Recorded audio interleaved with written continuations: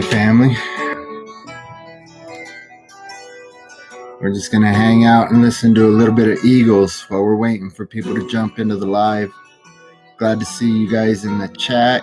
Glad to see you guys joining right away. I appreciate it. But we're just going to let it air out. We're going to sit for about 3 minutes. Just allow people a few minutes to join. I did plan on having this start at noon, but I wanted my friends that go to church to be able to catch it. And so I rescheduled it for now. I'm glad that you're here. I'm excited to talk about what we're going to talk about today. We're learning how to break free from this matrix. This song talks a lot about this matrix. People think it's speaking of hell, but they don't understand it's speaking about this place we live in. This illusionary projection that many refer to as the matrix, that many people are waking up to. And so I'm excited. Hopefully you're excited. Just jam out to some Eagles. And I'm going to finish getting a couple of things rounded up. I got my water, but I'm going to get a light on. So just sit tight. We are live. We're going to start in just a couple of minutes.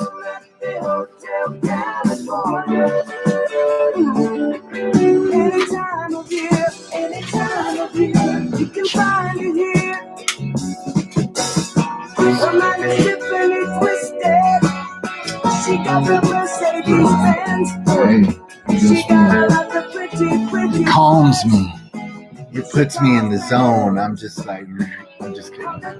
Just kidding. I got all my stuff right here. Some dance to remember. Grand Rising family, I hope you guys are having a good day. Mine is blessed, man. I'm grateful for each and every one of you.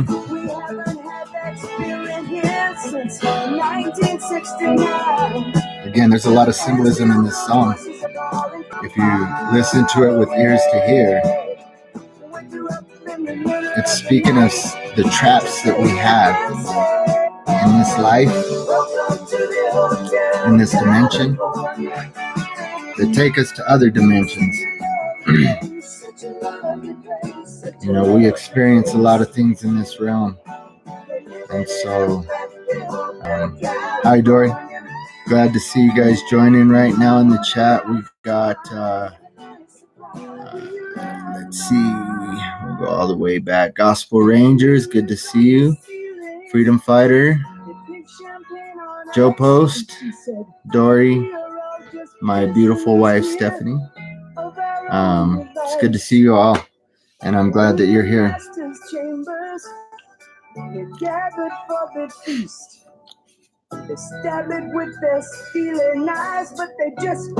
Beyond Earth Knowledge, glad to have you in the chat. I'm glad to see you here. I'm glad to have you here. Blessed to have you here.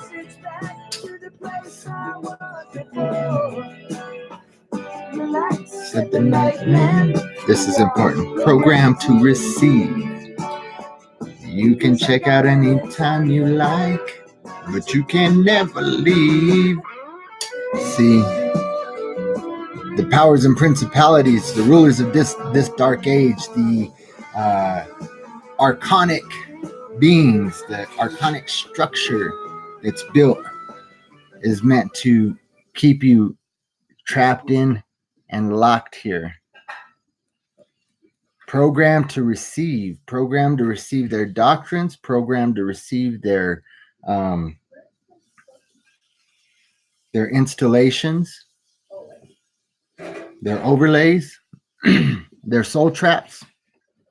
All these things are very real, family, and we got to be aware of them. That there is a creator, that there is a God, that there is a source greater than us, but we continually look outside of ourselves for that source, and we have to understand. Glad to have you. Becky, right? A girl with no name, Spooner. And Gospel Rangers, blessed to have you here, man. Just love your insight. I'm doing DMT next weekend. Whoa. We'll talk about DMT, man. We'll definitely talk about that. I don't know if we'll touch on that in today's video. Today's video, I want to touch on these soul traps, and one of these soul traps is having a lack of gratitude, right? Just being ungrateful for everything, and it can start really small. It can actually start in a way that there is that there is something really huge that happens, right? That would seem worthy of being upset about. But in getting into those kind of emotions, again, keeping in the frame of mind that everything in this realm is energy and it's expressed through motion. And so that's emotion. And being trapped in some of these emotions can move us, put us in motion in directions that we don't necessarily want to go. And especially like the emotion of anger or just, again, that lack of gratitude, being ungrateful for the things that we have around us, right? It happens really easy. It happens really easy. Some of these ways can be like, we got some snow here, and supposedly it's going to be the I'm in Colorado, by the way, and so we got some snow here, and supposedly it's going to be the largest um, snowfall, like the first 6-inch snowfall in over a decade, maybe close to 2 in October. And so it's supposed to be a really hard winter, and this is supposed to be our first taste of it. And I got up this morning to take my daughter to work, and it was freezing, man. It was freezing. I went outside, and there's snow. I mean, a couple of inches, and it's not really sticking to the pavement yet, but it's really icy, right? Because it was just in the 70s yesterday. And so everything that's falling is melting immediately. The ice was thick on my window, and I remember days that I would have went out there cussing and just struggling to scrape everything off and just pissed off and just really having a really negative, a really bad energy, right? And those days are gone. But I remember the way that mindset, that frame of mind would put me in all day, right? Like all day, every little thing, things that would normally never get to me, never trigger me, would trigger me. But I never realized before that it was my own attitude, my own thought forms that were keeping me in bondage. Excuse me, I just slammed a bunch of water. And so when you start to realize that, um, it gets to a point where, uh, and honestly, it has to get to a point where you're really in a point of breaking before you realize that it's your thought forms that are controlling you and controlling the way that things are in your life, right? Like you hear all of this talk about you are creators, and you have the power to change your own reality and to change your just the way that you feel. Your to strengthen yourself spiritually, and many people put that off as new age mumbo jumbo, right? Like many people look at it like, man, that's just some garbage. That's heresy. That's um, it's a fad. It's just another religious fad, right? It's just people taking spirituality to a level that's just way out there. But when we look at the fact that everything is connected. And so there's all of these divisions, right, that put science against religion and just all of these different religious views against very varying religious views, and It's just crazy. It's crazy. But if you sit back and you seek truth and you start to look into these things, you start to realize that, oh, well, this is connected to that, and this is connected to that. Much like when I started waking up to these things, I realized that, all right, well, I'm hearing some talk about fluoride being bad for you and calcifying your pineal gland. And that sent me into researching what the pineal gland was. And then that sent me, because I was in being raised up in the pastorate, that sent me into viewing the spiritual side of the pineal gland and the things that were being said about the chrism and Christ consciousness, and seeing that all of these things were actually spoken of in Scripture, right? And when you have ears to hear and eyes to see, you can access this information, this supernatural information, this knowledge, this wisdom that many people, again, try to mystify and call witchcraft and just try to demonize these things, again, that the Bible speaks of. And we need to understand that there's a ton of truth in Scripture.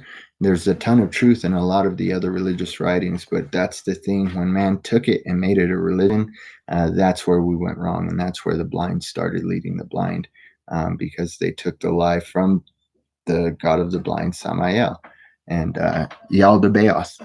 And so, again, when we move past fear, we can see that we can control the way that our day goes, the way that our now goes, because that's what we have. We have the eternal now. We have an opportunity right now to look past the things that have happened in our past, to heal from them, and to move past those things, to transcend from those things, to transcend beyond those things, to rise above them things, as the myths of the phoenix rising above the ashes, right? We can have victory over the things in our life that control us. Well, how do we do that, Joe? How do we do that? Well, have a heart of gratitude. Like, when you say thank you, are you saying it because you were programmed from the time you were a little kid to be polite and say thank you when somebody does something for you? And in this day and age, who's really, how often do you see people saying thank you? I think it's great when you do. And I think that as things are shifting, you do see more and more people doing that, just like you see more and more people going the way of just being in bondage to these emotions. And a lot of this comes, family, like in the form of feeling overwhelmed, just feeling like I have way too much to do, and just keeping your wheels spinning, and it gets you in that negative mindset and that ungrateful mindset that I'm just overloaded. And so you have to take time for self. You have to go within, and you have to breathe and center yourself. And a lot of people would look at that as going into your prayer closet and praying, seeking source, seeking the creator, seeking the Father, seeking God, whatever you want to call it. Because I think God encompasses all things. And so he's source, energy, the absolute, right? The beginning and the end has no, you can't put it in a box. And so, we have to seek that within us, and understand that it is in us. And we have that power to change our thought forms, to break the chains of the thoughts that keep us in bondage to that negativity, because that negativity, it can cause a lot of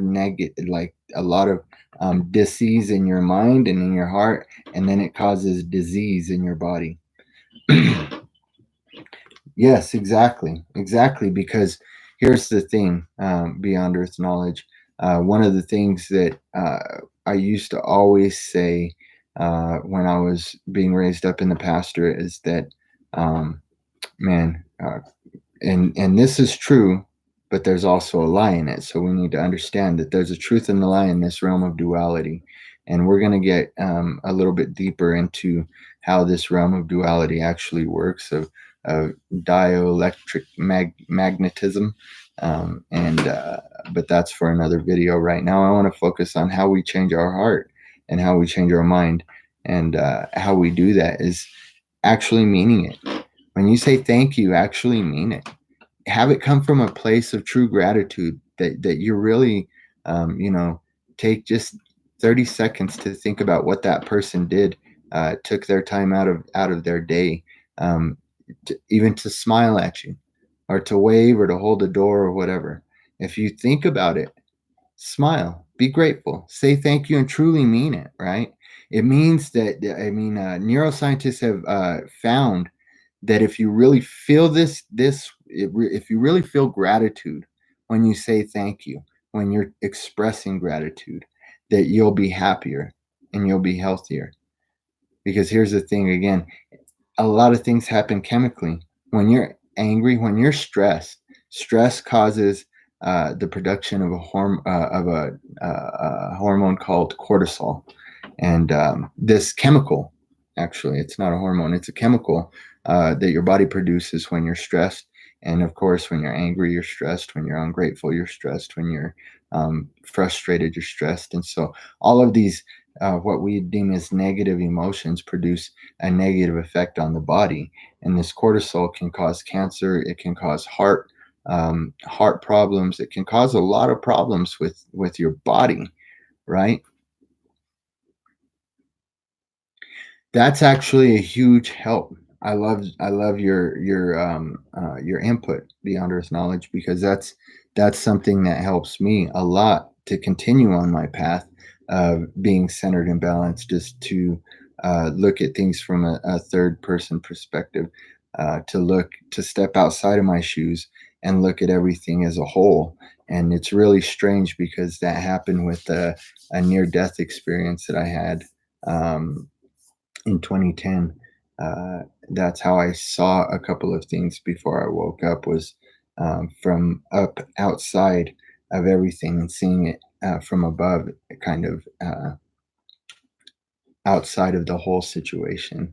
And so now, that's kind of how the creator has used that experience to help me find balance in my life, um, and to just remain on this path of truth, because these thoughts of negativity and these thoughts and these emotions that can cause that depression, and it can knock you off of that path of truth. It really can, because it gets hard.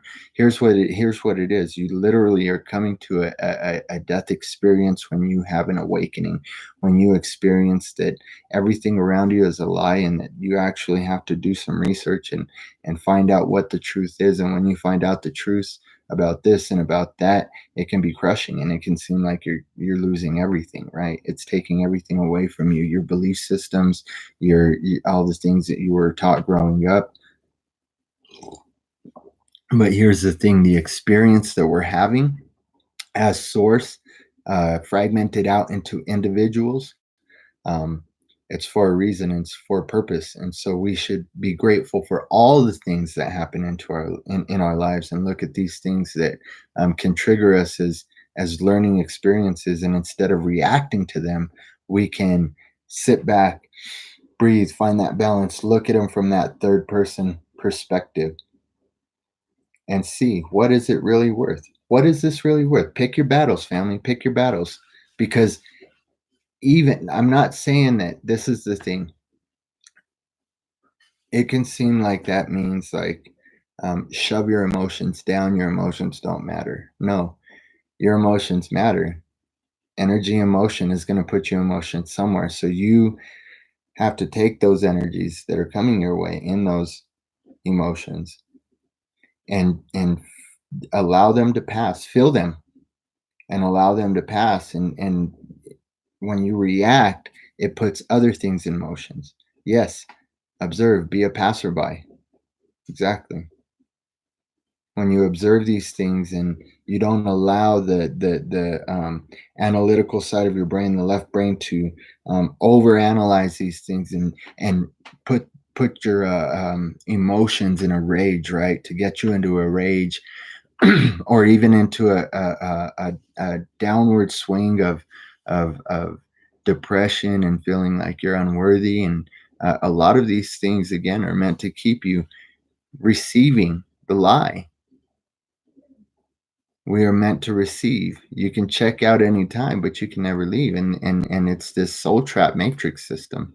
And it's fed by the energies that we give it when we're moved by the energies that are sent our way, because all of these things are recycled. They all come back to us. And so, we need to understand that these things, the regular practice of expressing gratitude, of being grateful for the things in your life, grateful for the people in your life, and telling them, it's not a fad. It's not some new age mumbo jumbo. It's an actual facet of the human condition that reaps a great deal of benefits to those who truly mean it. When you mean these things, right? So psychologists in this article in Daily Health Post, it reads this way, that psychologist Dr. Robert Emmons of the University of California at Davis and Dr. Michael McCullough of the University of Miami published a study in 2015 that looked at the physical outcomes of practicing gratitude. 1/3 of the subjects in the study were asked to keep a daily journal of things that happened during the week for which they were grateful. Another third was asked to write down daily irritations or events that had displeased them. The last third of the group was asked to write down daily situations and events with no emphasis on either positive or negative emotional attachment. At the end of the 10-week study, each group was asked to record how they felt physically and generally about life. The gratitude group reported feeling more optimistic and positive about their lives than the other groups. In addition, the gratitude group was more physically active and reported fewer visits to a doctor than those who wrote only about their negative experiences. So it can affect you negatively on so many levels, family. We got to understand this. Let's have that heart of gratitude and show it. Let's express it, right? Other research into physical effects of gratitude report even more tangible results. Focusing on the positive and feeling grateful can improve your sleep quality and reduce feelings of anxiety and depression. Furthermore, levels of gratitude correlate to better moods and less fatigue.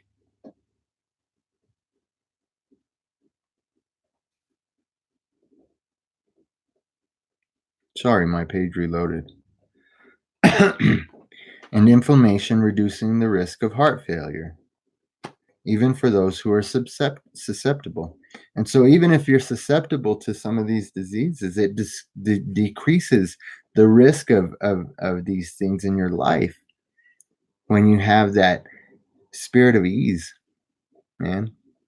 When you can relax and have gratitude, be in love with this realm, no matter if it's a projection or not. Don't love it for what it is. Love it for the lessons that it produces, because we learn to fall into a deeper love, that agape love.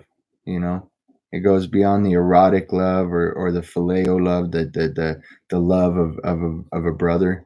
And so this is a much deeper love, and that heart of gratitude can move you into that place of love, move you into that green vibration of the heart chakra. Just simply be in the eternal now, is beyond earth knowledge said. Just simply be. And we need to understand how that affects, how the eternal now affects what we call the future and what we view as the past. Gospel Ranger says separation is the cause of all suffering. Separation is the belief in separation from God and creation. Suffering programs the subconscious mind and body to live in a state of suffering and lack. I agree 100%. Separation is the belief in separation from God and creation. And we have to understand that everything is connected. I think that that's beautifully put. And, that's something that we do need to consider, is that,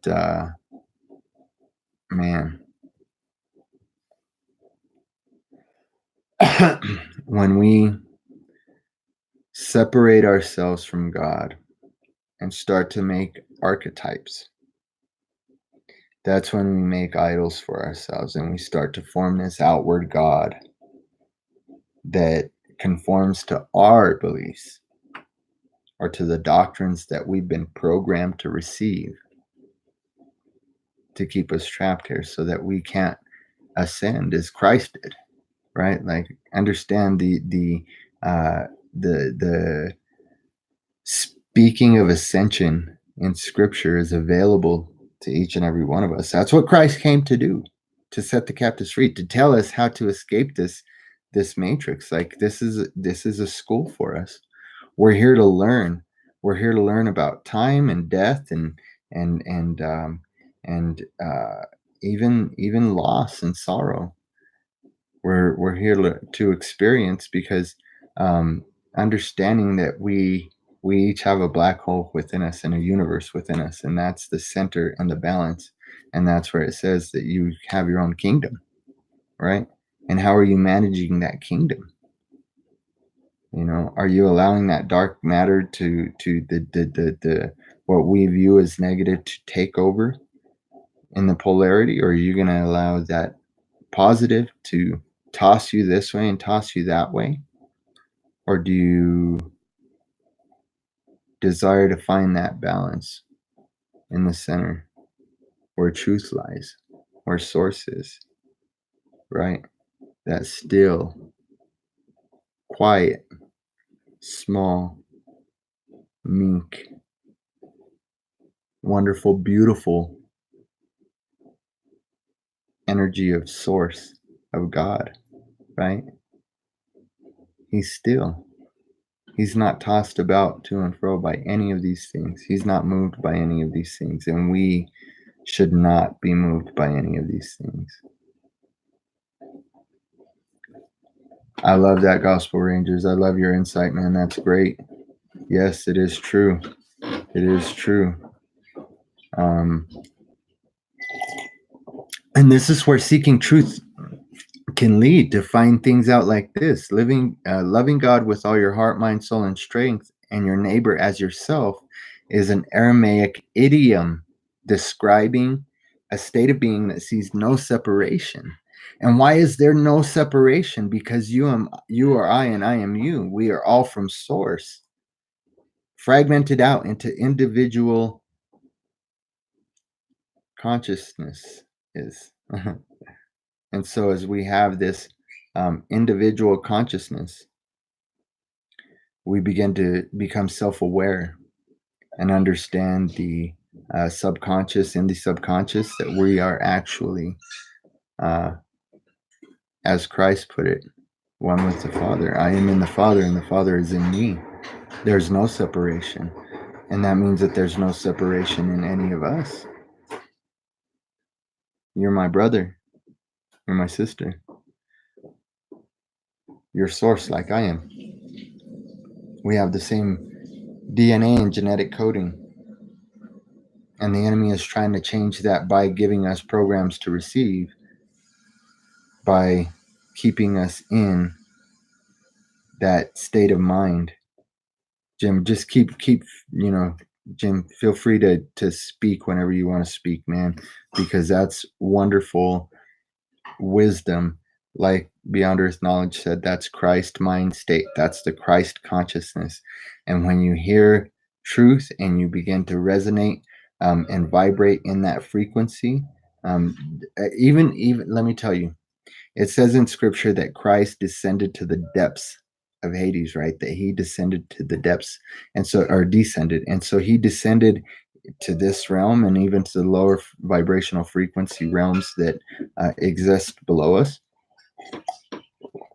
And he came to let us know that we are one with the Father. And when it says in scripture that his sheep hear his voice, that vibrational frequency of the Christ consciousness in one another will go to the depths of hell, will go to the depths of Hades, and pull that which is lost and burning spiritually. Like, we go through these things here. We experience these things here. And it is a school so that we learn that there is a lower vibrational frequency. When we leave this realm, are we going to be recycled back in? A lot of people, especially believers, don't want to understand the concept behind And it's actually very, when you hear it in the spirit, you understand that there is a matrix trap here, a soul trap here. And that's why Christ said, I came to set the captives free. And so you start to search that. And as you search that, you hear these truths. The universe, source, the Father brings you these truths, and understand that that father mother energy, that feminine masculine energy, is part of that whole finding the middle way, right? Because you have a masculine and feminine, a very analytical and creative, a split in yourself. And so you have to bring those things together, make a connection, a bridge between the heart and the mind. And when you can do that, because the heart has been demonized as well, right? The heart is deceitfully wicked, and who could know it? Well, God can know it, and God is in you. And so you do know your own heart, and your mind speak to each other. And when you get into these states of unthankfulness, ungratefulness, just having that lack of gratitude, being angry, being stressed, it affects you on a physical level, spiritual level, and a mental level. And it can just really lock you into a prison. And so we just, we can keep plugging away at this neuroscience's aspect on these things, and continue to add in what you are hearing from source, because those things will be used to glorify all that is the absolute. And so gratitude in your brain. The reasons why gratitude is so impactful to health and well-being in the brain. In a neurological experiment conducted by researchers at the University of California at Los Angeles, brain activity was measured using magnetic resonance imaging as subjects were induced to feel gratitude by receiving gifts. The areas of the brain showing increased activity were the anterior cingulate cortex and the medial prefrontal cortex, those associated with moral and social cognition, reward, empathy, and value judgment, right? This led to the conclusion that the emotion of gratitude supports a positive and supportive attitude toward others and a feeling of relief from stressors. So that's the cortisol killer, baby. Gratitude. Have gratitude. Be thankful in all things. In all things, give thanks. How do I do that? How do I do that? Well, you reprogram your mind. You begin to understand that we have been programmed much like a computer, but we are much greater than any supercomputer. We're a type of AI, but all of our wires are hidden. And so, but understand that the force behind the electric force, the energy behind what runs our avatars, what runs these bodies, is source energy. And the way it's all manifested has a lot to do with the way that our mind and our hearts are producing vibrational frequencies. If you haven't watched some of my past content recently talks about that within the past couple of weeks. I've got a lot of content out about how our thoughts really shape our reality. Our emotions shape our reality. Go back and watch some of those. They're amazing because it really points to quantum physics and the way that this realm is created, really, and the way that it's manifested. And so it's amazing. Yes. And every idle word will be given an account for. And that's why I used to be in a state of fear, thinking about some of the things that I was teaching in the doctrines that were being pushed, and but then understanding that I didn't know what was clean and unclean at that point. And so I know that there's grace in all these things, and that's how you get through some of these things that hold you back, is you push through with grace and mercy and understanding, overstanding these things. Um, Got to watch what we say, because our words and the vibrational frequencies combined with our emotions do put things into motion, and it manifests things. And if you are aware, if you're being aware, family, if you're really uh, awakened, if you're awoke, if you're any of these things, if you have the spirit of discernment, the spirit of truth in you, you understand and you see that that there is a shift, and that people are being torn um, one way or the other, right?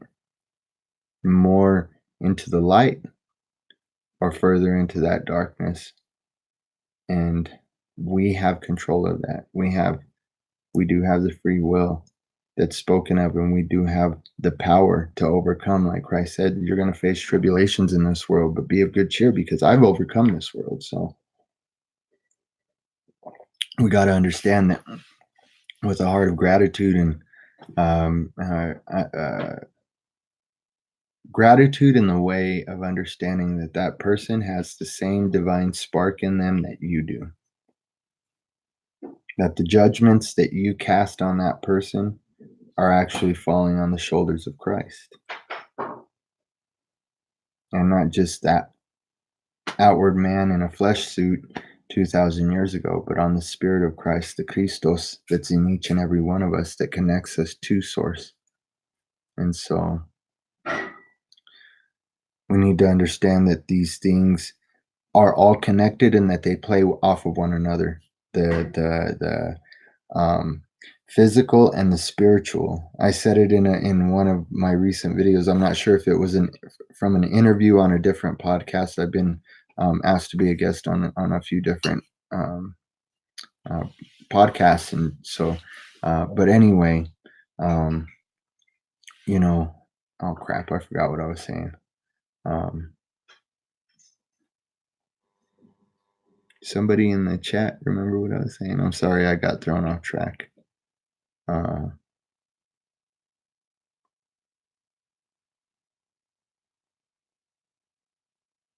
these things fall on Christ. They fall on Christ in you. And so we're actually judging God when we're judging other people. I don't know if that's exactly where I was going, but that's where Source put me back at, is that we judge Source, we judge the Creator, we judge God when we judge other people. And in doing so, since we are that spark of divinity, that fragmented piece of Source, we're judging ourselves. And the judgment that we judge with comes back on us. And we can feel it right here in this realm, because when you have that heart of negativity, ungratefulness, and anger, it all gets recycled back to you, and sometimes immediately, sometimes from outside sources, from somebody on the street flipping you off, or in the grocery store calling you a name. But most often it recycles right back to us as that same energy, as that negativity, as that frustration, as that anger, compounded. Because it's like running through a battery. We are huge batteries. We have a negative and a positive. We have a polarity in us, and those energies just get charged up. And in the times that we're in, we're told that in the end times, people would become lovers of self, lovers of money, disobedient, all of these things that we see playing out in our world today. And that's not just in the secular realm. It's running rampant in the church. I mean, man, I don't know how many people you see people left and right getting warned, left and right, left and right. And then you see their ministries falling because they're doing something that they shouldn't be doing. And that is also being revealed now when we see all of these things. If you haven't looked into some of the things, I've been trying to stay away from the doom and gloom, but you can look at the things that are being done with the Vatican.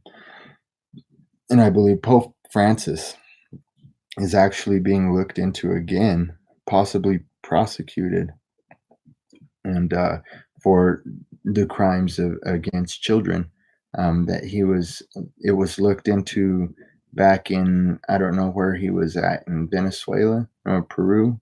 I think he was in Venezuela um, before he became the Pope, and he was brought up on sex crimes then, and it was all brushed under the rug and swept under the rug, and he was moved on to other areas, and now he's the Pope. And so there was a discovery of a mass grave. There's been many discoveries of recently of mass graves of babies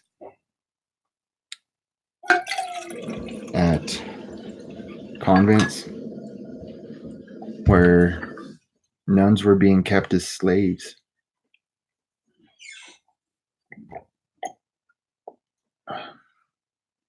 They were being kept as sex slaves. And some of these children were being used in ritual sacrifice. Some of these children were being sold off into trafficking, sex slavery, sold off to the elites for sacrificial rituals. And these things are coming out. And when we see these things in the Roman Catholic Church, again, that division, everybody wants to divide, divide, divide. Understand that these doctrines that we have in the modern church, a lot of things that we are running to in these mega churches where there's just all this technology that is being used to keep people in a state of hypnosis. When we're doing that, we're rejecting God and we're putting ourselves back into that position of worshiping an outward God.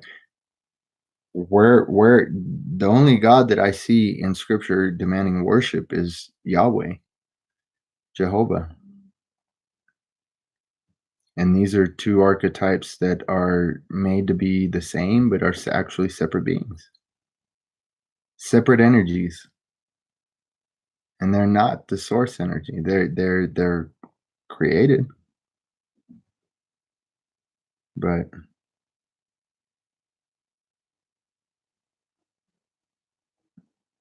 huh, right on the white horse, right on. Well, glad to have you. Synchronicity.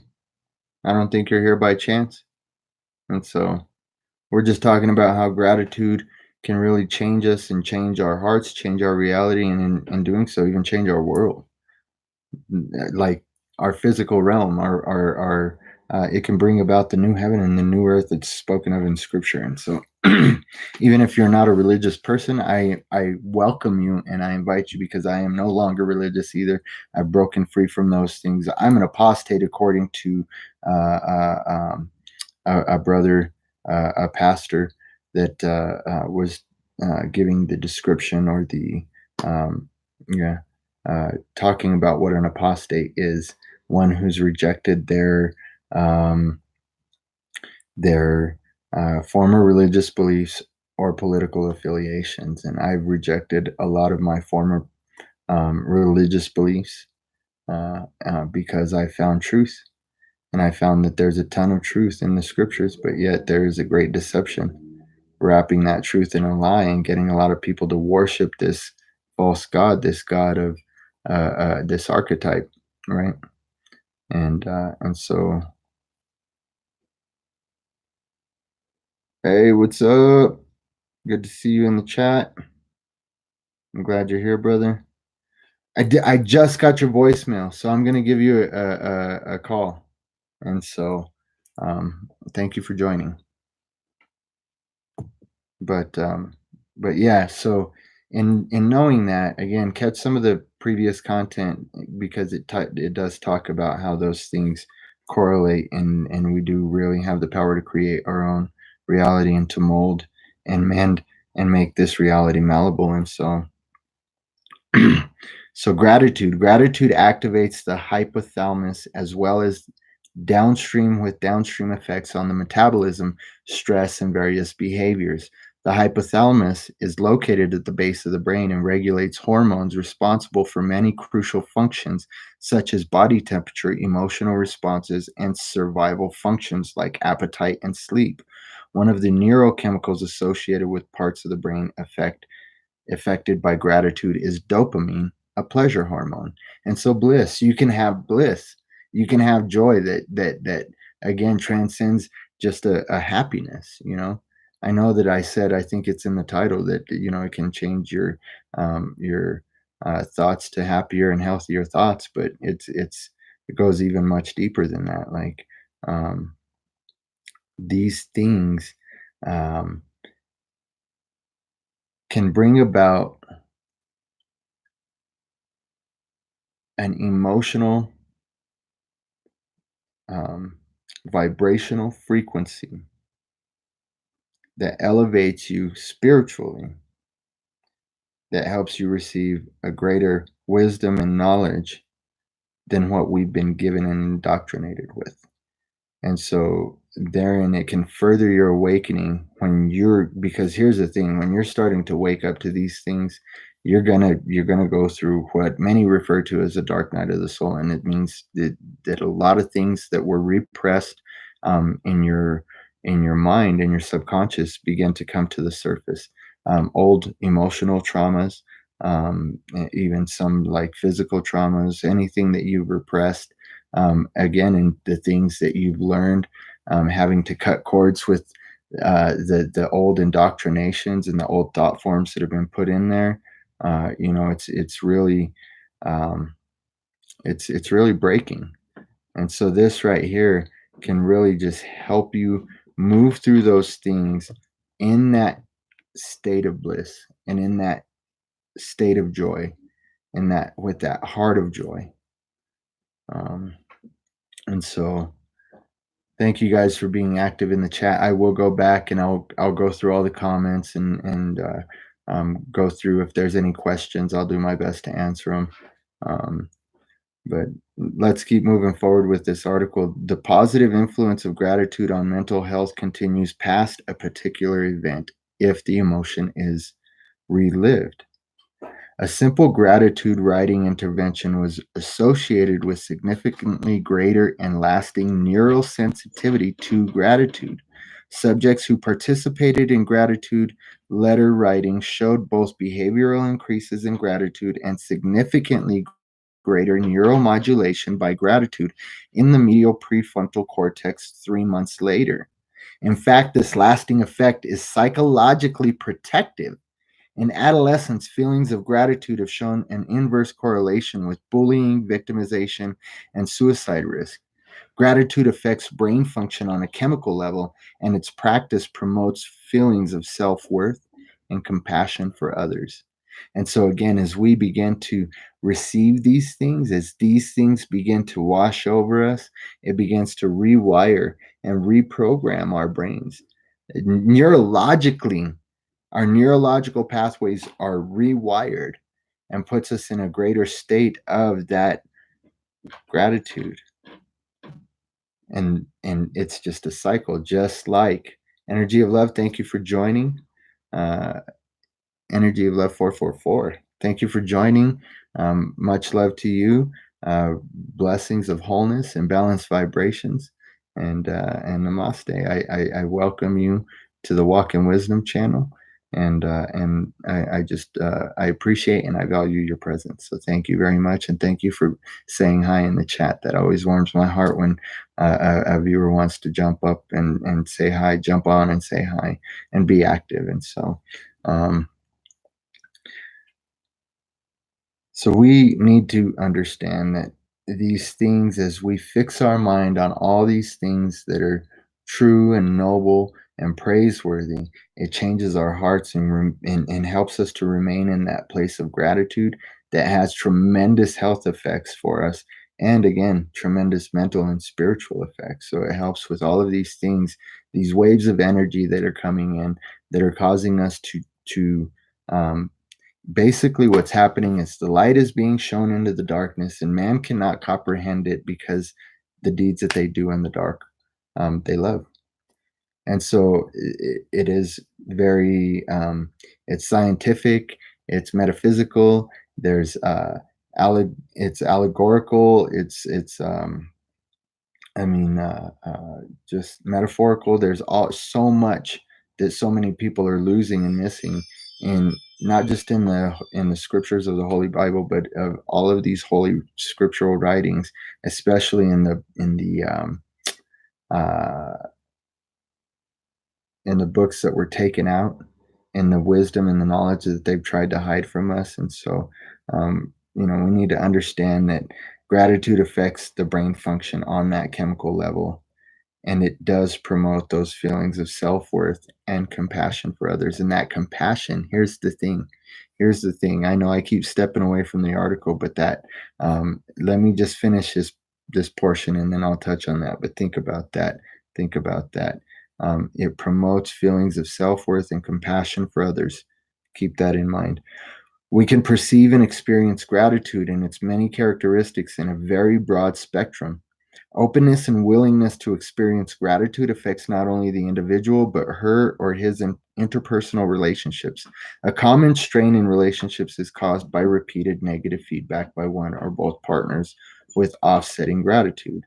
And so, coming back to the gratitude affects your brain function on the chemical level, and it promotes feelings of self-worth and compassion for others, and how that correlates and what it has to do with relationships.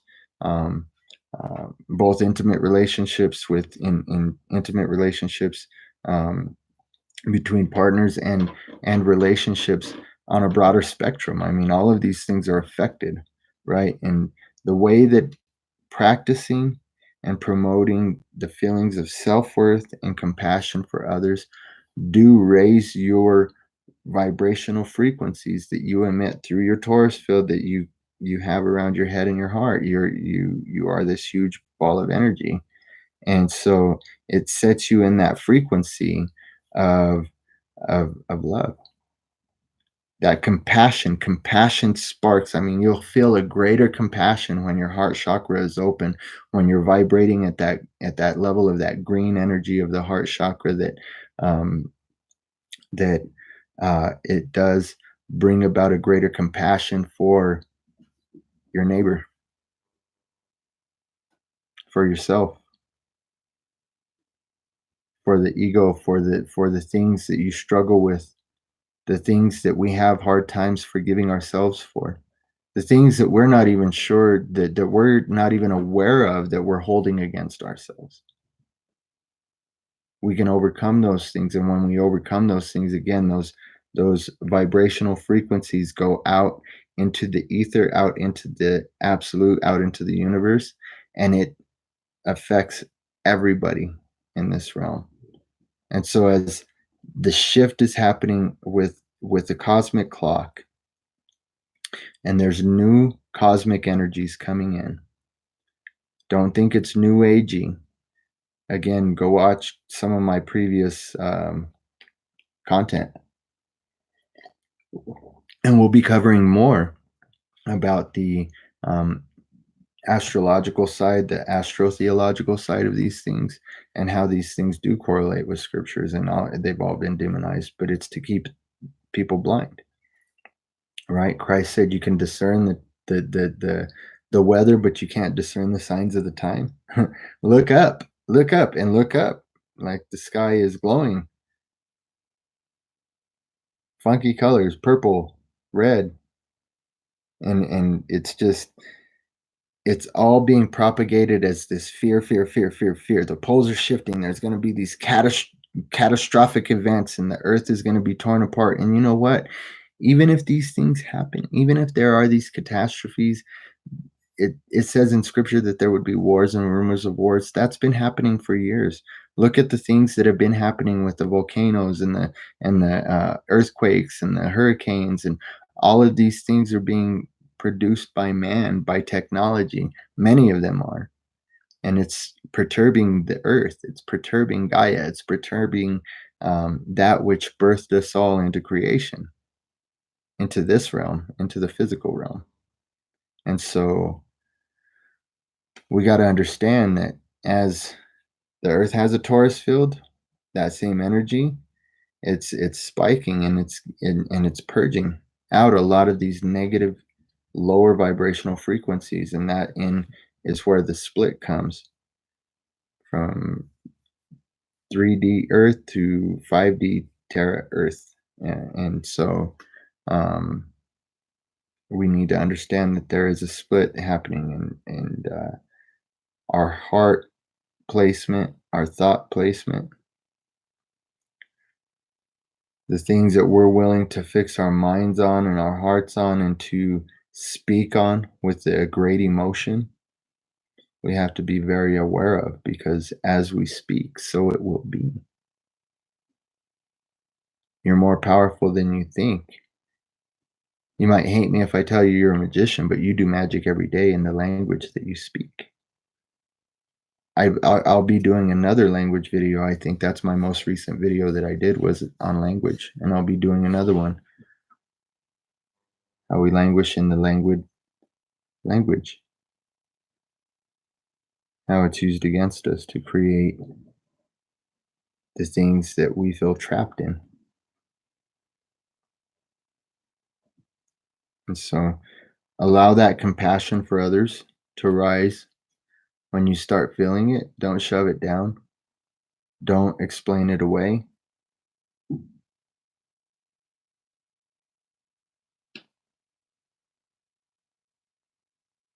I'm loving the activity. We're gonna be going through this stuff. We're gonna be going through your input, family, because I want you guys to share what helps you. Share what helps you. What's gotten you through these things, and don't just share it in the chat, but share it, man. As your heart chakra opens, allow that energy to continue to rise and open your throat chakra, because then you can speak your truth.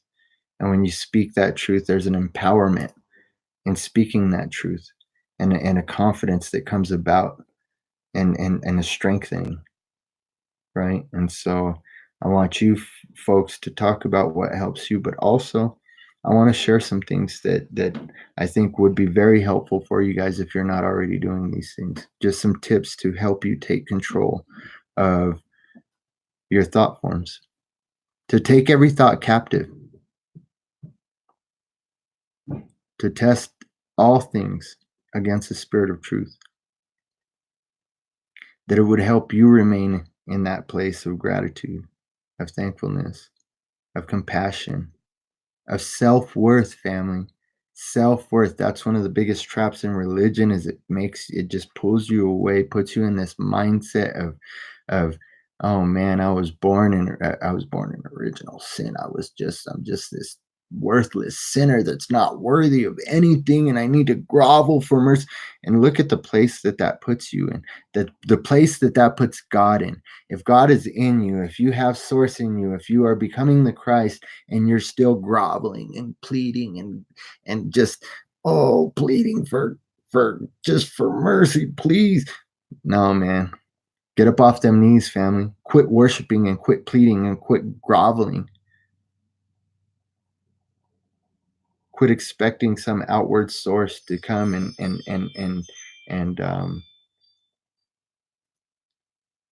make you whole, because you are already whole. You are already whole. And that which you feel is missing, it's only being hidden for a time. And that time to find those things are now. Yes. Already within you. The Christos is already within you, but the way that he rises is just like he spent those 3 days in the earth, right? And then he rose. In order for the Christos to rise in us, we have to die. We have to die to self. No, we don't have to die physically. We have to die to self. We have to die to self. We have to die to those emotions that would drive us further and deeper into that lower vibrational frequency that we would call hell.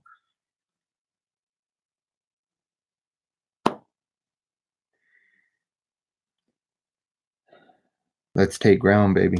Let's take ground, family. Let's take some ground back, some things that'll help us, some things that help me, some things that'll help you. And some of these things I actually got to start doing again because this first one I've really lacked on.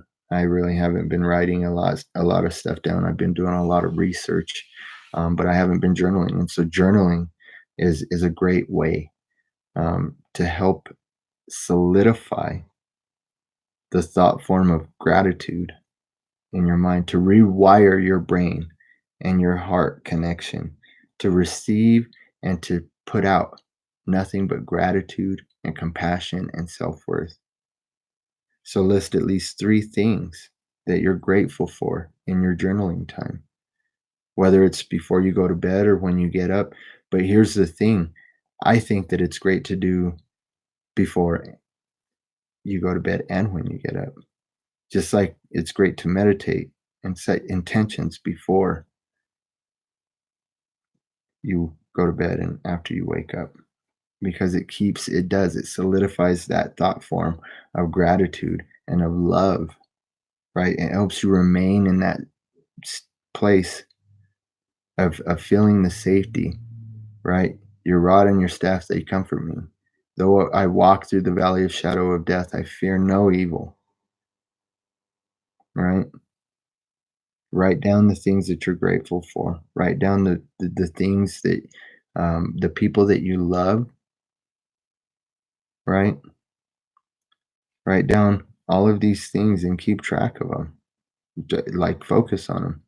Philippians 4 says, "Let us fix our mind on all of these things that are praiseworthy, right, and true and noble, and all of the things that Christ are." And so focus on those things and know that those things are you, and those things are your neighbor, even if they're not on display. That divinity is within them. And so write down the things you're grateful for, the people that you're grateful for, whether they're big or small. And you can write down more than 3. The more that you can think of, the more that your mind is being set on those things, and the more just repetitive. That's how they brainwash people. Repetitiveness is the easiest form of hypnotism, is to just repeat these things. And so you take that and you reprogram yourself and you repeat these things by giving affirmations and being grateful for yourself. And to love yourself is to love your brother and sister. To love yourself is to love your neighbor. And to love yourself is to love God with all your heart, mind, soul, and strength.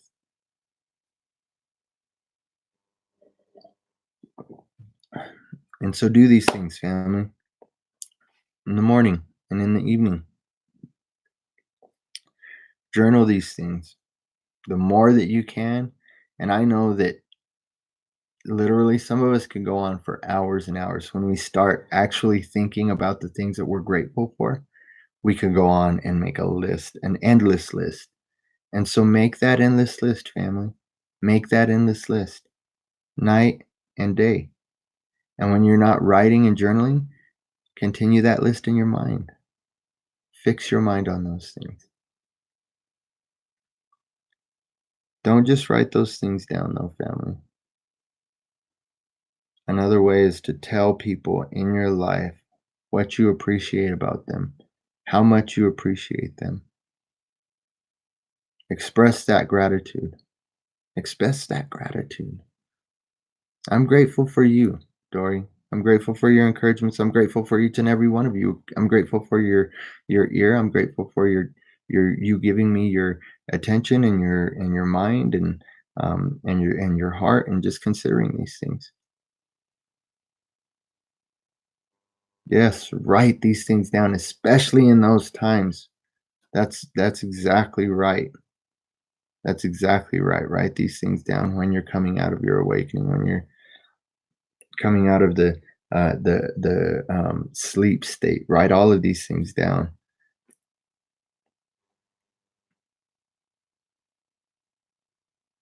And so write them down. Express your gratitude. Tell the people that you love them. That's a practice in my house that, you know what, many people might think that we just say it just to say it. No, man. I tell my family I love them when we're leaving.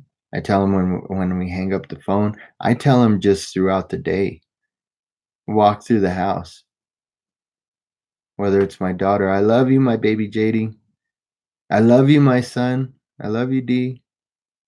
I love you, baby. I love you, Stephanie. I love, I just express that to people. Express your love for people. Express your love and express it through action as well. Express that gratitude by showing it in the little things. I know you guys do. You guys put it. You guys. I know. My wife just commented, "We all love you," and I know they love me because I can be an ass sometimes, man. I can be a very difficult person to be around, and I know that my energies aren't always at the um, elevated vibrational frequencies. People want to. That's why I say in my videos, don't ever put me up on a pedestal. Uh, um, I'm not enlightened. I'm not a god. I'm a god in the sense that I have God in me, but I'm not anybody's god to worship. And so understand that we are all one, and we all uh, um, originate from the singularity that we refer to as God, and that we need to love each other and we need to love one another. And so I'm very thankful that my family loves me through the difficult times, because um, the difficult times are the things that drive us to the awakening, or it can drive us further down, And so um, when we feel those things pushing us down, family, we need to rise above, because we have that power to overcome in us. And so that's what this is about. Tell everybody how much you love them. Tell people how much you love them. Tell yourself how much you love yourself. Quit judging yourself, judging myself and others. It happens. Move past it. Here's the thing: how long will you allow that to remain in here? Because when you allow those things to remain in here, then you're giving space to things that are beneficial to you. You're removing that area of thought that um, that can really help you grow, and you're allowing something to take its space that's that's destructive to you. And that judgment is destructive to you. And judging others, we've talked about that as well. And so the easiest way is to remind yourself that whatever you've done, it doesn't define you, including judging others and judging. Because I think that's the biggest cycle that I can get into, is I can be a real prick, and then I can just start just that energy just cycles, because I start seeing it in myself. Especially if, here's the thing, a lot of times when we start getting into that mode of name calling or fault finding, um, our mouths really tell on ourselves. They really do. They really do. And so if you get pushed into that area that none of us want to be in, watch yourself. Mind yourself. Watch yourself from a third party perspective, and listen to the words that are coming out of your mouth, and ask yourself, am I doing any of these things that I'm speaking? Because I find a lot of times when I'm going off and throwing accusations and fault finding, man, the creator shows me, dude, you're doing those very same things. You're really looking in a mirror, bro. And so regardless of what kind of validity there is, you know, which really, what validity is there if we're all forgiven, if we're all to love one another, and love covers a multitude of sins, then why do we allow these things to capture our minds like that? I love that, Rick. It only defines you if you let it. We decide. We can judge or choose not to. It's beautiful. We also don't have to condemn ourselves, and um, that comes with, it's a learning process. But that cycles just like the negative energy, just like the things that keep us in captivity, the things that break us free from these things cycle through as well. And so when we don't condemn ourselves, we don't condemn others, we can break free from the condemnation that the accuser brings, and we can stop playing that role of devil's advocate and being the accuser and throwing those accusations and causing that negativity, right? You're reinforcing a negative thought form when you do that. And that's one of the biggest regrets that I've had in all all of my fights, but especially with my wife, is like saying things that only solidify the thought forms that are not beneficial. That are not beneficial, right? And it even brings back traumas from other situations, and like, family, we got to consider what we're doing when we're speaking these things, because there is power of life and death in the tongue. And so um that's funny. Right around the white horse, instead of being an asshole, I'm usually the whole ass. I used to say that all the time. um that's ironic that you say that. That's funny. um that's my saying, man. And so, but yeah, let's remain in that heart of gratitude, and instead of fault finding and seeking to tear others down with our words, when we have that, because again, it happens to all of us. We all get pushed into that emotion of being unthankful, or having something trigger us, right? Without realizing that it's something in us that we have to deal with, that trigger. Even if it's valid that, you know what, that person was being a prick, that person was being what they did was uncalled for, and it's unacceptable. You know what, all those things can be true, family, but where are you going to allow it to put you? Are you going to allow that to control you, to put you into that cycle of, and that negativity can turn into a downward spiral, man. And all of these energies feed off of each other. And so that anger can turn into depression, and that depression can turn into a despair, hopelessness, and things can just get darker and darker, family. And so let's lift each other up and lift yourself up. If you've said things to somebody, go seek forgiveness. Don't be prideful. And don't think that it's showing a sign of weakness that you're saying that they were right and you're wrong. No, man, that forgiveness is for you, because you're forgiving yourself. And in seeking that forgiveness from somebody else, whether they forgive you or not, you're doing the footwork that needs to be done to set your heart right and to forgive yourself for the things that you've done to yourself and to others. Because those things are things that we carry, family, regardless of whether or not you want to admit it. They're things that we carry.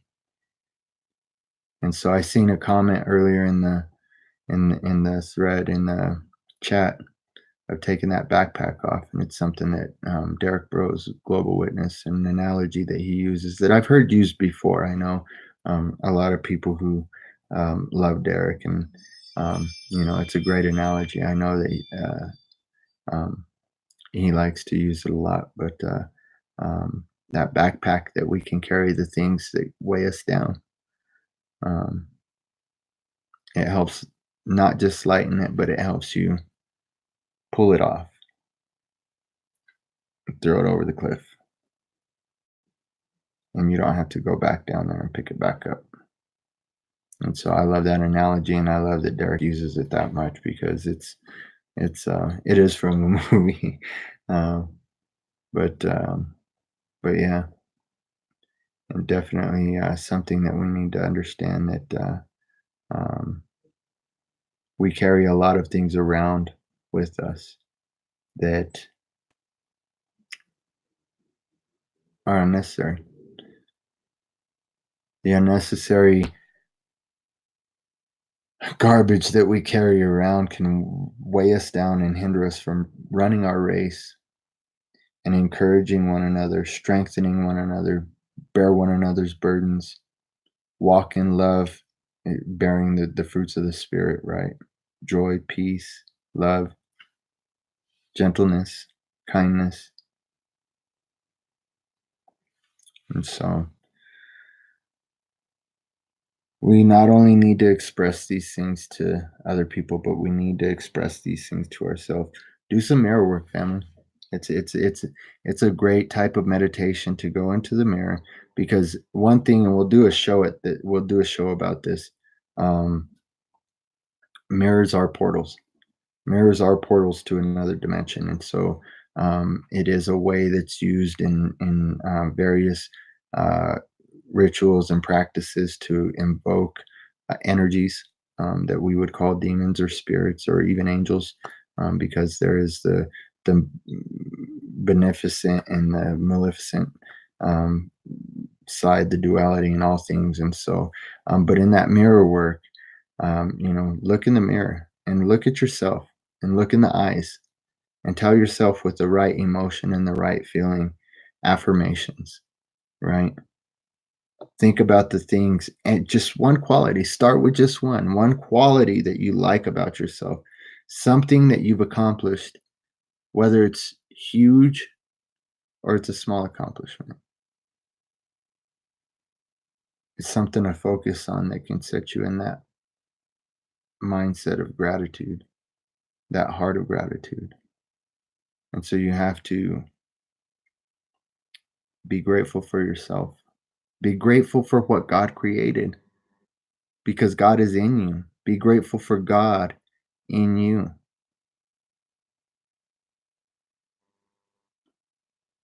We can't continue to harbor all of the things that just put us in a mindset of ungratefulness, family.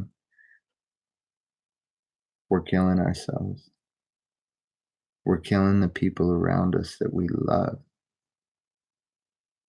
When we're in that constant state of distress, our bodies wrapped up and twisted, not able to function right, the dis-ease in our hearts and mind causing disease in our bodies.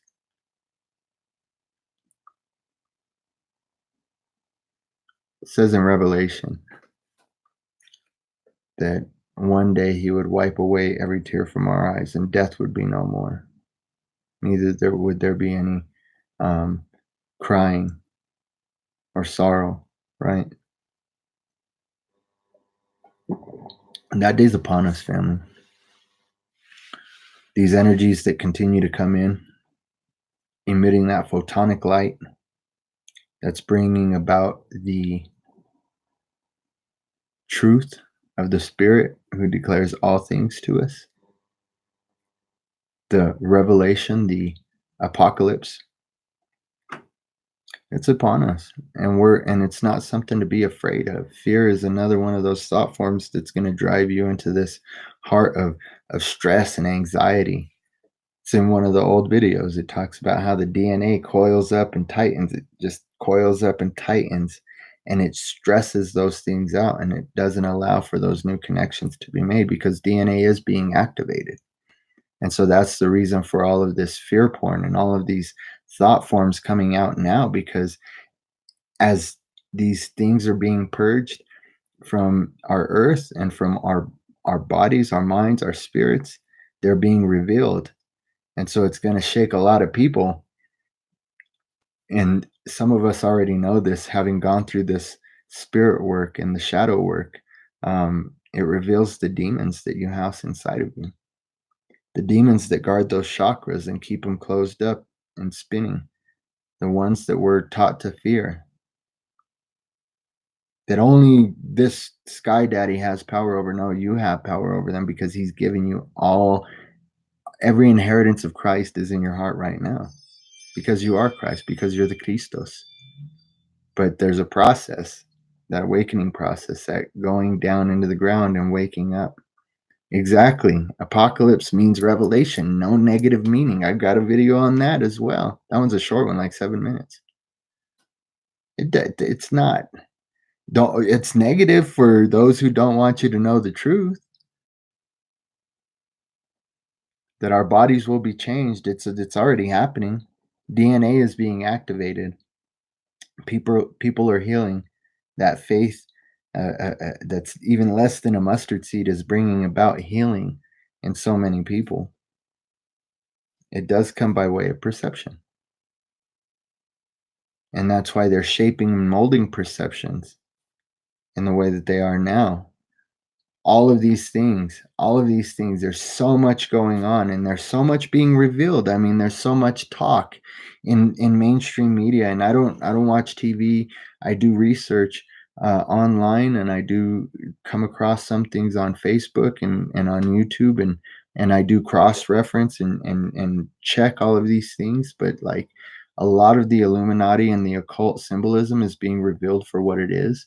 I mean, I'm gonna make a video on this one soon about this new conversion of Kanye West and his album Jesus is King, and how it's actually, you can look and see that if you have eyes to see and ears to hear, that um, there is a lot of Illuminati symbolism in it, Freemasonry symbolism in it. The color of the album, the numbers on the album, that it's just where he might perform. I'll do another video on that, but a lot of these things are being revealed and people are seeing them, and a lot of people are remaining in that comfortable lie because they don't want to do that work of facing the fact that there is all of these things going on. I mean, pedogate has revealed so much regarding adrenochrome and cannibalism of babies, and the trap that's the real basis behind trafficking, and Department of Social Services being involved in that, and the CIA doing 9/11. Like, all of these things that were conspiracy theories are actually being confirmed as fact by our own government and by science and by just all of these many different ways that these things are being revealed and confirmed, and people are still refusing to see the truth. And that's wherein the um, says, scripture talks about rejecting Christ, and Christ was the way, the truth, and the life.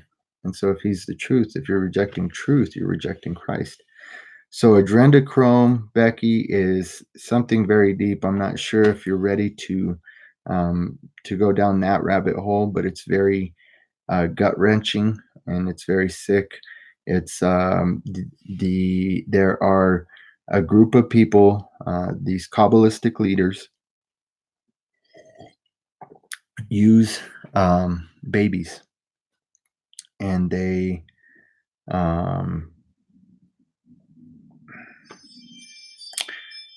the reason why some of these people torture babies in these satanic rituals is it produces adrenaline in the blood. And the more adrenaline in the blood that it gives them a high. They drink the blood. And so they torture these children. It produces the adrenochrome in the blood. And then they bloodlet the children. They drain them of their blood. They do rituals, sacrifices. There's some that I've heard of, children that are actually forced to participate in these sacrifices, and being forced by holding the knife, and then the adult would hold the knife in their hand, and they decapitate these kids and drain their blood and drink their blood, and it gives them a high. And when they get on this high, they, again, it's a high that it's a false enlightenment. It's a false, like, there's a lot that has to do with,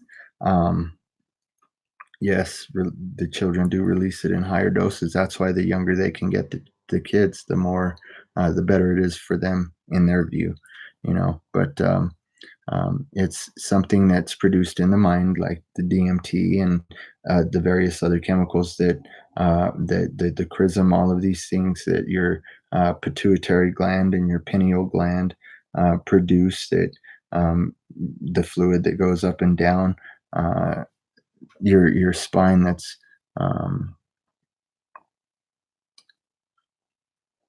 once they get this high, this false enlightenment, this false anointing is what it is, then they take it even further, and they'll eat the pineal gland, and they'll eat the pituitary gland, and that's called they believe they achieve what's called hyperpituitarism and hyperpinealism.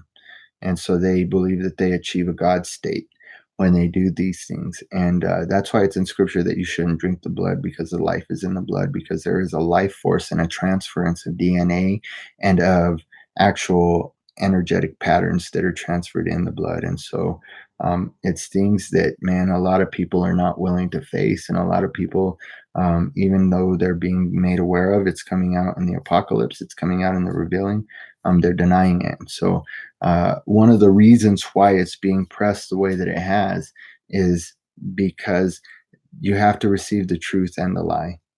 And in order for you to be able to choose, right? And so, but it's also being pushed in the way to keep you in fear and to keep you in that state of unease, and in that, because when you are in that state of unease, when you are just so wrapped up in that, oh my God, this conspiracy theory and that conspiracy theory, oh my God, they're just taking over, oh my God, there's no way, it's too late, it's too late. What is that? What is that? What does that produce in you, family? What does that produce in this world? They're trying to control the narrative, family, and we're not going to let them. I've warned a couple of people already. Take control of your thoughts. Even the people that you think are here to help you, if they are really step out and look in from that third person perspective. Are they trying to shape your perceptions? Are they trying to mold your perceptions? Are they trying to feed you and plant seeds in your psyche, in your mind, to get you to perpetuate this fear and control matrix, to keep people scrambling and looking here and looking there and trying to find the truth in all of these areas, when the truth can only be found in yourself. Center. Find that truth in yourself. Find that truth in yourself, family, because it's there. It's there, and there's nothing that anybody can do to keep you from it once you start seeking it with the heart and mindset of any, no matter the cost. No matter the cost.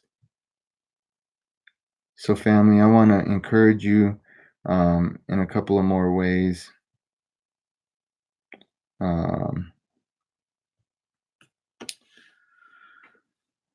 When you have time in your prayer closet, when you have some time to do some meditating, breathe deep. Breathe deep. That hacks your vagus nerve. That vagus nerve produces the fear and the fight or flight response, the fear, and it produces those chemicals, the adrenaline, and all of these things that just make you, oh.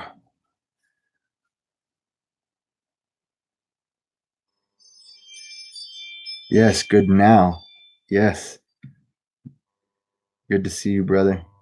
It's really good to have you joining us. All of you guys. It's great to see you guys active in the chat. But so as we close out, family, do these practices. Inhale, inhale, exhale, exhale deep. Fix your mind on those things that are true, that are lovely, that are of good report. And then tell yourself those affirmations.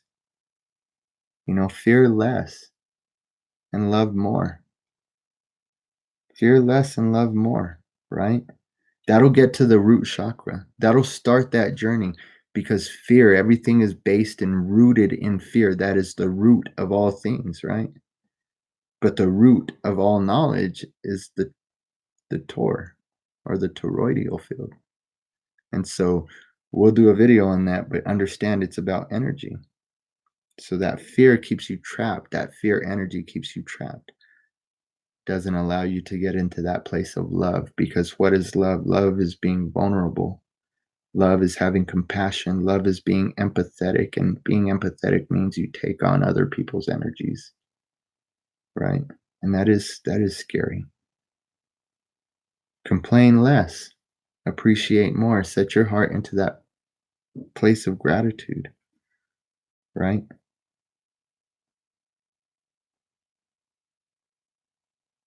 And we can move past that um, sacral chakra,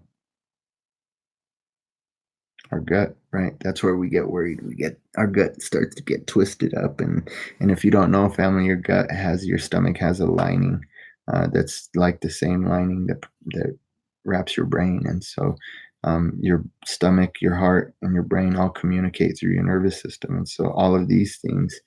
That's what your chakras are, is your endocrine system and how they interact with your nervous system and your your organs and produce these chemicals. And so everything is spiritual, family. Everything is spiritual, even these physical aspects. And so do these things as you're breathing in. I am fearless. I am love. And don't be afraid of this. This is much more than just prayer, and it's much more than symbolism in Hinduism or anything like this. All this represents putting your hands together, like if you're praying, put your arms straight, put your hands together, and put them in front of your chest. And all that represents is the duality, your two minds, your left and right brain, taking that middle path, joining this duality and understanding it. And so don't be afraid of that. Breathe deep and tell yourself those things. I'm grateful for all that I am. I'm grateful for all that I can be. You know what I'm saying? Appreciate more. Get past that root, past that shock, that sacral. Um, we got to get past these things. Watch less and do more. Right? Observe.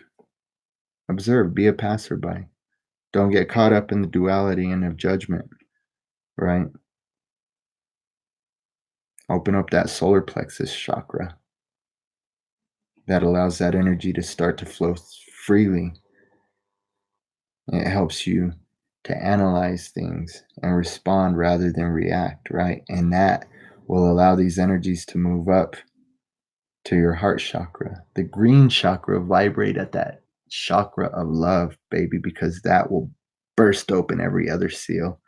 It'll burst open every other seal, and you'll be strengthened and empowered by judging less, by accepting more, accepting reality, accepting duality, accepting these truths that are so hard to receive, accepting the fact that, you know what, some things are out of our control, but accepting the reality that so much that we think is out of our control is actually much, much more in our power than we think.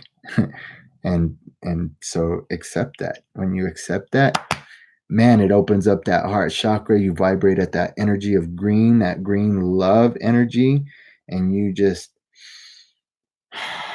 are able to accept things as they are and be in the eternal now and be a passerby and observe things and find that center in your life, right? And again, when you do that, it cracks open the other seals and it just opens everything up, right? Your throat chakra. It helps you as you learn to express your truth. It helps you to also learn when to close this, when to close that throat chakra, when to listen more, when to receive, because in receiving, then you can analyze and know how to respond, how to answer, right? How to speak. Then that will move up to your pineal gland, that purple chakra. Let that light of the purple majesty of the robe, of the purple majesty of the, just be clothed in that purple garment of majesty of the Christos. Frown less, smile more. Let that light shine through you. That light that you are, don't hide it under the basket of self-condemnation anymore, man. Yes, Violet. Because the purple is the crown chakra, and so yes, violet, and then that will lead you to the chakra, the purple, the crown chakra. Think less and feel more, and don't allow these feelings to move you. None of these things will move us, right? And so that is where you begin that journey of deciphering every piece of encoded wisdom, knowledge, and understanding that's locked inside of your DNA. You think less and you feel more. Allow those emotions to pass, feel them, observe them, and then you know how to respond. And so, family, in all these things, find forgiveness. Forgiveness for yourself and forgiveness for others. In your time of meditating, practice Hapono Ono Ono. It's an ancient practice of forgiveness. Tell yourself in meditation, beginning with yourself, I'm sorry. Please forgive me. Thank you. I love you. Do those positive affirmations, working through those colors of your chakras, telling yourself, I am. Use those I am statements. I am able, I am capable, I am abundant, I am mighty, I am more than a conqueror. I am that I am. Understand those things and trust them. Do the journaling. Express that gratitude and express that gratitude to yourself, family. If you take all of these things that I've told you in these videos and do them for a month, family. Just what have you got to lose? Do these things for a month, and I guarantee it's going to change your life. And in changing your life, it's going to change your reality. In changing your reality, it's going to bring about the new heaven and the new earth. And so, family, I love you. I wish you nothing but blessings of wholeness and balanced vibrations, and recognize that divine spirit in you. If you guys do want to stick around, I will go through the chat and go over some of these comments. There's some great comments, but I need a quick bathroom break. So give me 5 seconds and I'll be right back and go through the chat. You guys can chat amongst each other. But I do want to go over a couple of the comments that are there.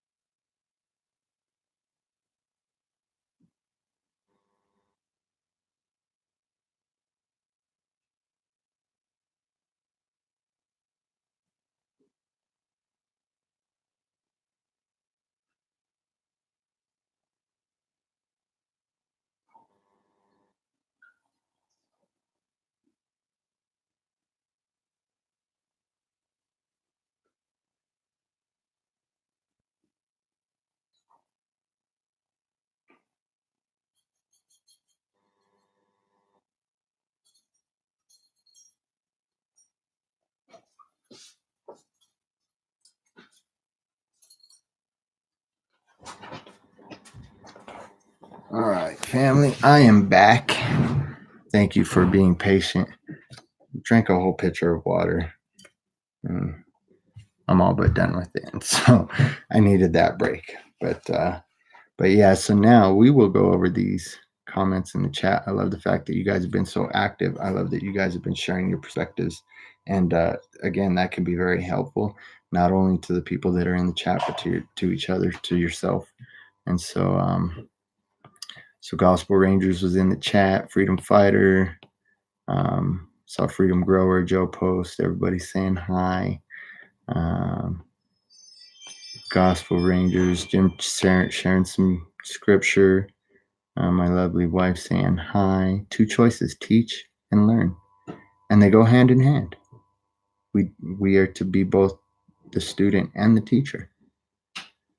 That's a difficult thing to grasp, but that's some good wisdom there, Jamie. And so a lot of hellos, and hello, son. Hello. Stop giving your power away to outside sources. Turn inward. Yes. Yes. Go within. Everything that you need is within yourself.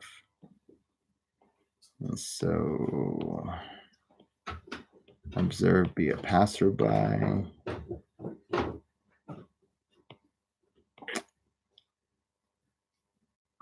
The state of being births gratitude in all circumstances. This openness allows the creative glory of the Father to flow through you.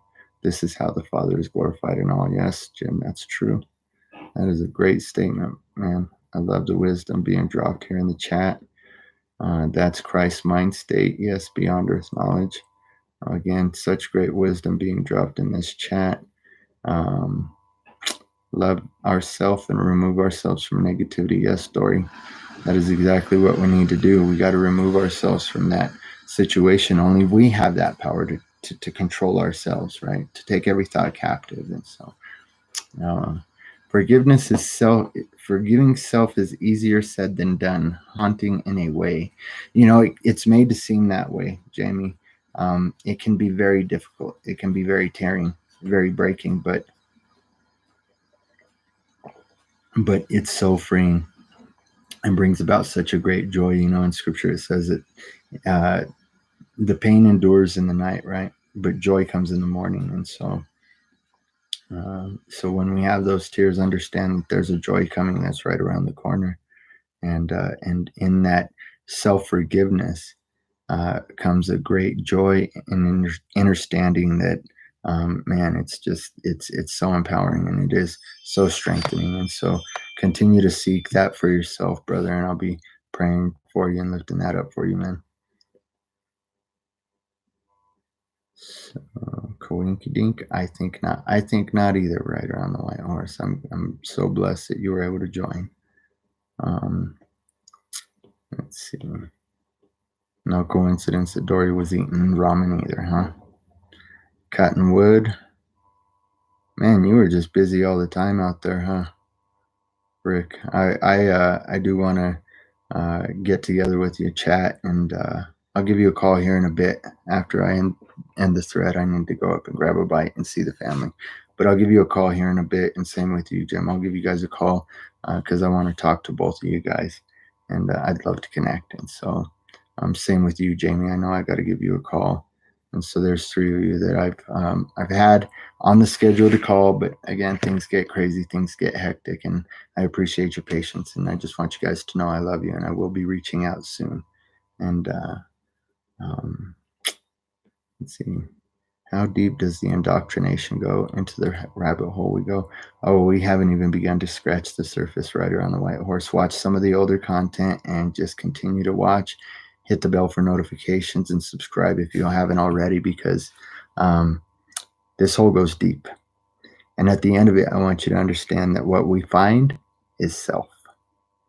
And self-realization, learning about the singularity, the absolute, the plomera, is that what it's called? The plomera, the beginning point, source energy. You find that in yourself. You find the creator in yourself. And it's a great, great, great, great journey. And, just don't get caught going down too many offshoots in that rabbit hole, because you can get caught in a lot of dead ends when you're searching outside for the truth. And so allow that rabbit hole to be within. Go within and go deep. Dive as deep as you can. The mind, superego, doesn't want to let go of cognitive dissonance. Energy of love, 444. Walking wisdom, much love to you. Much love to you as well. Namaste. Riding on the white horse. As soon as we are willing to take that leap, it's all good after that. Yes, it is. It is. It's all in that. It's all in that fear, man. Just like me and my family went to Mexico a couple of years ago, and we were ziplining. And at one area of the zip line, like you're going through the canopy, right? Ziplining from treetop to treetop, and there's these platforms that at one of the platforms, it's not a zip line. It's not a zip line. It's a huge swing that you got to sit on, and you're way up in the canopy. And I mean, it just drops you down. You got to step off of the platform. And so that like, I think out of my family, I probably was the one that struggled with it the most. I would like put one foot off and be like, oh no, no, no, no, no, oh no, no, no, no. But when I finally stepped off, and I finally ended up having to, like, I stepped off with one foot. I had to lean and just kind of let my other foot drag off because it was kind of scary, man. And so, uh, but once I finally went off the platform, man, and took that leap, it was just exhilarating, and it was amazing. It was an amazing experience, and I saw that there was nothing to fear, nothing at all to fear. It was all up here. It was all up here, and so don't get caught up in those thought forms of fear, because once you take that leap, it's all good after that. I appreciate that wisdom. Throw your backpack off the cliff. Yes, yes. Thank you and love to all in the chat. Yes, definitely. Love to everybody in the chat. 444. The Nagamati is a great resource story. Thank you for showing the love, family. I really do appreciate it. Does the mind of Christ have a sense of self, or is that ego? Something I've been contemplating. Well, I think that the mind of Christ is separate from ego. I think that ego drives us to finding the mind of Christ in us. And even, I can't wait to do the show on, and what is it, the superior brachium, and the image of the crucifix, the man on the crucifix, and the head of that man looking like a ram, and the Christos, and the anointing, and the what is it, the claustrum, and the fluids that's produced in your spinal fluid, and by your glands, and the metaphysical aspect, and the physiological aspect of the Christ in us. And so that'll be exciting. But I would say that the mind of Christ has, the mind of Christ is what drives us to that self-realization that we are more than the ego, and that we are one with the singularity. I and the Father are one. I can't do anything apart from him, right? And so I think that in that contemplation, that's great. That's great, great contemplation, and continue in going inward in that, Rick, because um, I think that I've said it before many times, kill the ego, kill the ego. Well, the ego plays a very essential role in getting us through um, and surviving the traumas that we experience, right? And so we don't want to necessarily kill the ego, but we don't allow the ego to control us. And that's wherein the Christ mind comes into play, because then as you allow your mind to be renewed, that renewing of the mind, right, that transforms you to the mind of Christ, then allows you to see the ego for what it is, and harness its energy and manipulate that to get you through these things that are coming, that require a learning curve, and that's why I seen it in the comments as well. Like, if something don't resonate at first, take it and put it on the shelf, because if you're not sure, that might be the ego ready to protect, and not just protect against like you finding truth, but just to protect the things that you've learned and that you hold dear to you, especially in religious aspects, right? It protects that. It's protecting you from being hurt, from realizing that those things are a lie. And so, or seeing the lie in them, I should say, because there is a path of truth for everybody. And I've been finding more and more these things that we curse, like religion, and these systems that we see are really used as an energy drain and a suck, a siphon, so to speak, for that energy. And we call it evil and this and that and the other. But what the enemy means for evil, the superior is going to use for good, right? The absolute is going to use for good. And so we need to understand that there is a lesson in all these things. And as I've come to continue that contemplation myself on the church and the energy siphon that it is and the light trap that it is, understanding that many are being called out of the church, and that comes by his sheep that hear his voice, because the truth is being spoken in the scriptures, even though they've been twisted by the Roman Catholic Church, by the Jesuit order, by the the various Roman leaders who came about with the various canonizations from the Council of Nicaea all the way to the Councils of Trent. You know what I'm saying? And so, kind of getting off track there, but we realize that Christ is in us, and that God is in us, and that we are source, that source is us. I am the Father, and the Father is in me. I am in the Father, and the Father is in me. Can't be separate from that. And be empowered by that. Be empowered by the fact that that ego serves a purpose, and that as you come into the knowing of the self-awareness of the absolute in you, you'll know how that's to be used. Sometimes we got to think about it this way, Rick. Sometimes those storms that Christ calmed, if he was God, then did he create the storm?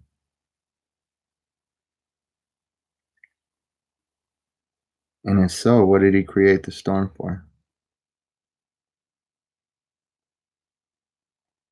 Shook the crap out of his apostles, right out of his disciples, tossed them to and fro.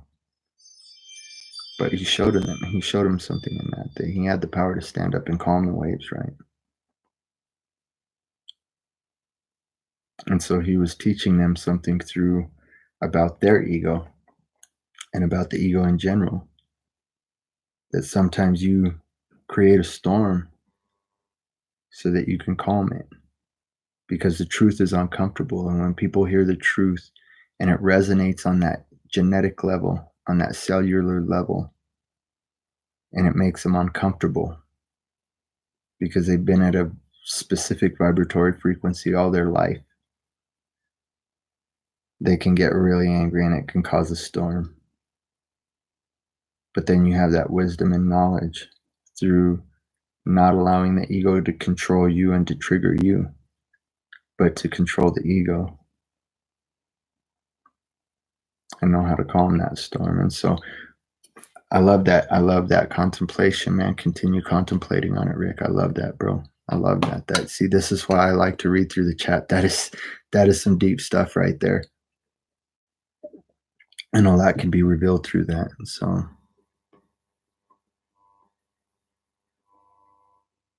a horse that I don't have yet. I hear your language loud and clear. Your activity is pretty lovable too, bro. I appreciate that.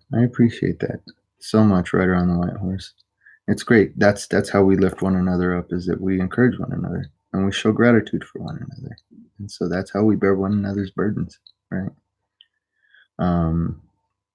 We become a magnet for the frequencies we put out, and the same frequency will manifest in our life. That's the law of attraction. Yes, tune into the station that you want to receive, baby, because if you tune into the wrong station and you're listening to some death metal and that ain't your cup of tea, it's going to make you really uncomfortable, and it's going to make you, and so we're tuned into so many different stations and frequencies in this realm that are not what we are, they don't resonate with our true self. And that's why we get into these situations where we're just putting out frequencies that the things that I desire to do, I don't do. And the things that I don't wish I did, I wish I wouldn't do, I do, right? It's that problem of the flesh. And so um, tune into the right station. Follow those tips at the end of the video, and they'll help tune you in. They'll help put you in tune. And so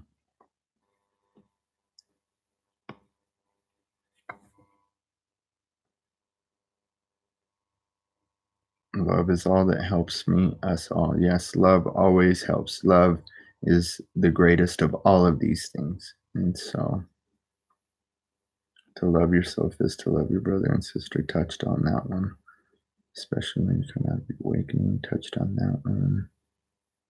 It only defines you if you let it define you. We can judge or choose not to. It's beautiful. We also don't have to condemn ourselves. That's it. I just felt like I had to reread that one.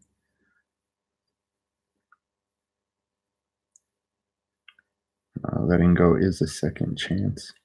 Is that the name of the movie? Huh. The Adventures of Chris Fable. That's the movie about the backpack.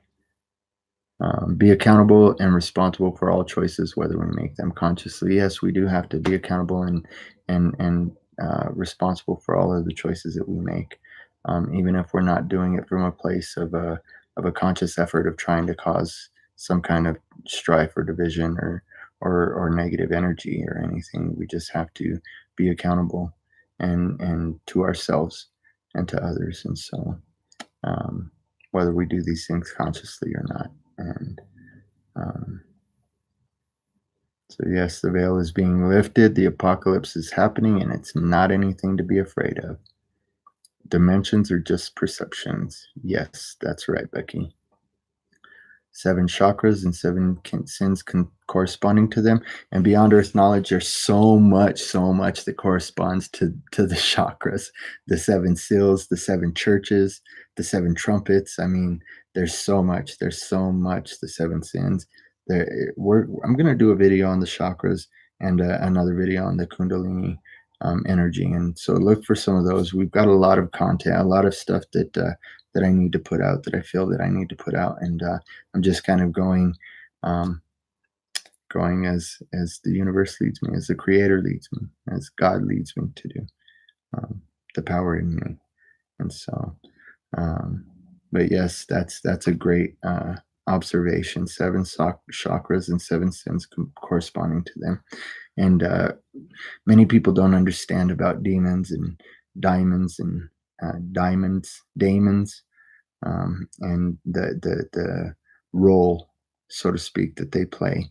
And that'll be a great video. That'll be a great video. If you guys again haven't hit the bell for notifications, and be sure and catch that one. Hopefully we'll get that one in the next week or two. So Jesus has an album. I don't know. I don't think Jesus does. Kanye does. Jesus is King. And we'll talk about the deceptions in that in a video. Maybe I'll do that video tonight. It'll be a little bit shorter. It's just going to break down the Freemasonry symbology that's being revealed on that album cover, and how we are actually being moved into that time of somebody worshiping a false Christ, somebody in a meat suit, a person, right?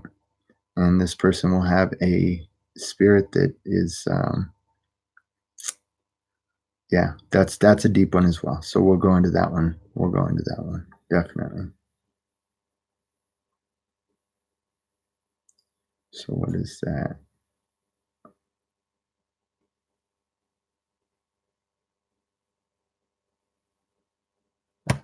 Vaccines have them now. Maybe we can make some Trojan horse babies filled with Drano and then swap them out with the real babies. Yeah. David Icke once interviewed a woman talking about this a long time ago. Beyond earth knowledge. Yeah, I mean, it's information that's been out there, and a lot of people just aren't ready to receive the fact that these things are really, really true. Like there's so much in the rabbit hole. And again, even that, in your search for truth, understand that even going down the rabbit hole can be a great diversion from self-awareness. And so the whole point of this is being self-aware and coming to the knowledge of of the singularity of the absolute, and the fact that we're fragmented energy balls of the absolute. And so, of course, they are. Yes, yes, yes. Such good advice. Good now. I'm not learning. I appreciate that, Digi. Um, I'm excited. I want to get back on your show too, dude. I think that you and I, you probably had a lot of questions and just some things, some topics that you wanted to touch on that I would be just blessed to be able to be on your show again. And so um, I did hit you up. I sent you an email. Uh, Rider on the White Horse said the 144,000 are here. Now get your ass to work. And that's what we're doing. We're working. We're here. We're here, we're standing up, we're speaking, and we're working. And so understand that the remnant is here and we are speaking and we are changing this reality and we are bringing about the new heaven and the new earth as Christ said would come about. And so bear each other's burdens. Yes, Rick, that's some of the best wisdom that we have in that book. We become a magnet for the frequencies we put out. I spoke about that. Tune in. I'm at peace. Good. That's good, man. I'm glad to hear that, brother. I am happy and thankful. Oh, these are for the affirmations. Yeah. I guess I should have been trying to watch a chat while I was going through the show, right? Yes, I am at peace. I am happy and thankful. Yes, do those affirmations. I am affirmations. I am affirmations. Do those, family. Do those. Popeye the Sailor, man. Toot toot. Let's see. All right. Well, I guess we are at the end of them. Balance, yes, it will eventually. Evil inverse of live. Yes, evil is the inverse of live. And man, I got a whole. We can do probably 10 shows on anagrams and just the different meanings in these words and the ways that this language has been twisted to make a dark language that keeps people not only hypnotized but in bondage and giving up their liberties unknowingly. And so, and that's spiritual as well. Right now the work for the vessel, for them to capture the vessel, is underway, but the work that's begun recently is the work for them to capture the spirit and understand that they can't do that because we are the all. We are source fragmented out in these meat suits. And so, family, I appreciate all the love. Matthew 10:16, great stream. Thank you, Rick. Love you, man. Eyes to see, 7-Eleven, great advice. Applying these gems makes it much more difficult for others to steal your peace. Yes, don't let anybody steal your peace. Don't let anybody steal your crown. Remain in that place of gratitude and of love. And family, we've been going 2 hours now, so I'm going to let you guys go and get on with my day. Let you guys get on with your day and remind you that you are worthy and you are forgiven and you are great. You are great. You are mighty. You are all that the Father is, all that the Creator is, because you are a fragmented piece of that source. And so, family, love yourself, love others, right? That's the work that we're here to do. Love yourself, love others, wholeness and balanced vibrations. Namaste, Soul Tribe.